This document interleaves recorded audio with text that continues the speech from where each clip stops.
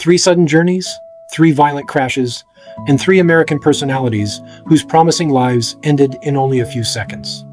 Behind each headline was a family, a community, and thousands of fans left with the same painful question: how could everything stop so quickly?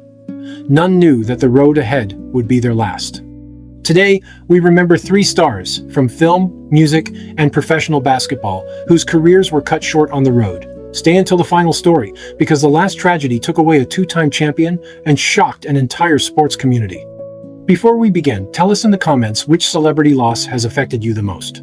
Subscribe and activate notifications for more respectful tributes to the public figures whose work and achievements deserve to be remembered. Our first tribute is dedicated to Kaylee Hoddle.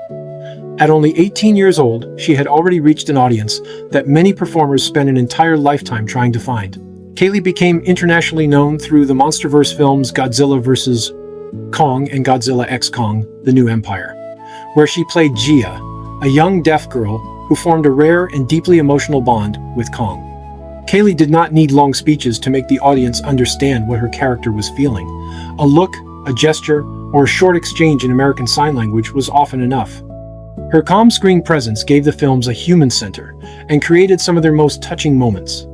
The relationship between Gia and Kong was not built through spectacle alone. It was built through trust, silence, and the feeling that both characters understood what it meant to be isolated from the world around them. Born into a multi-generational deaf family, Kaylee grew up using American Sign Language as a natural part of everyday life.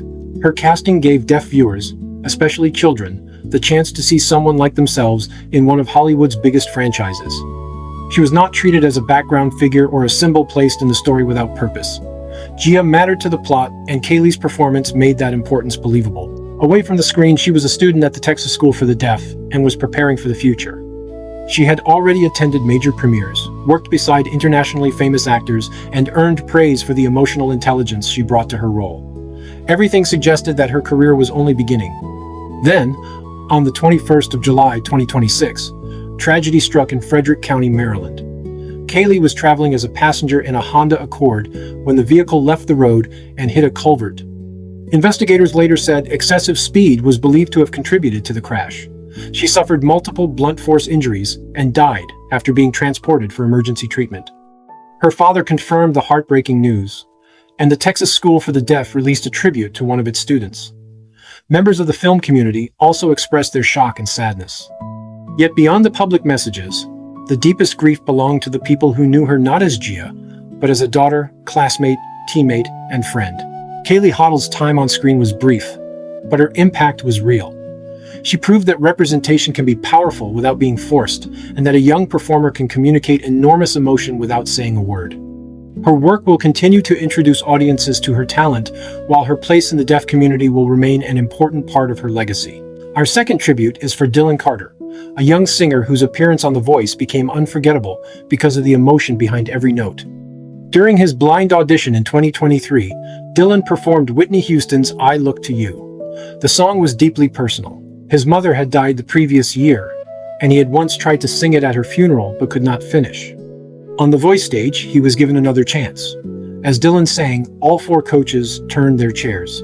Gwen Stefani responded early, followed by John Legend, Niall Horan, and Reba McEntire. The moment was not simply a television success. It felt like a son completing something he had been unable to finish during one of the most painful days of his life. Dylan chose Reba as his coach. Viewers connected with his warm personality, his grief, and the honesty in his voice. He did not appear to be performing emotion for the cameras. He seemed to be living every word. Even after his elimination, he spoke about leaving the competition with greater confidence and a clearer sense of purpose. His life extended beyond the television stage. Dylan continued performing in South Carolina and became a familiar presence at local events. He also helped create The Local Voice, an organization supporting women facing breast cancer. Friends and community leaders remembered him as generous, kind, and willing to use his talent for something larger than personal recognition. He was scheduled to perform again in Moncks Corner when the announcement arrived that no one expected. On the night of the 25th of April, 2026, Dylan was driving alone in Colleton County, South Carolina. His vehicle left the road, struck a utility pole and a fence, and overturned. Emergency services transported him to a hospital, but he did not survive his injuries. Reba McEntire remembered him as a brilliant, kind, and talented young man who had brought light to The Voice. His community mourned someone they had known personally, not merely a contestant from a television program. A performance that once represented the beginning of his journey now became the moment through which millions remembered him. If Dylan's story has touched you, take a moment to subscribe and share this tribute. Supporting the channel helps us continue telling these stories with dignity and remembering the people behind the headlines. Dylan Carter did not have decades to build a discography, but legacy is not always measured in years. In one audition, he transformed Private Grief into a performance that moved an entire room. 4 coaches turned their chairs, but more importantly, millions of viewers stopped and listened. His voice, his generosity, and the love he carried for his mother remain at the center of the story he left behind. Finally, we remember Kara Braxton, a powerful center who competed for 10 seasons in the WNBA and became a 2-time champion with the Detroit Shock. At 6 feet 6 inches tall, Kara had the size and strength to dominate around the basket, but her career was also built on persistence, physical courage, and the willingness to perform difficult work that did not always appear in highlight reels. She played college basketball at the University of Georgia, where she was named the Southeastern Conference Freshman of the Year in 2002. In the 2005 WNBA draft, Detroit selected her with the 7th overall pick.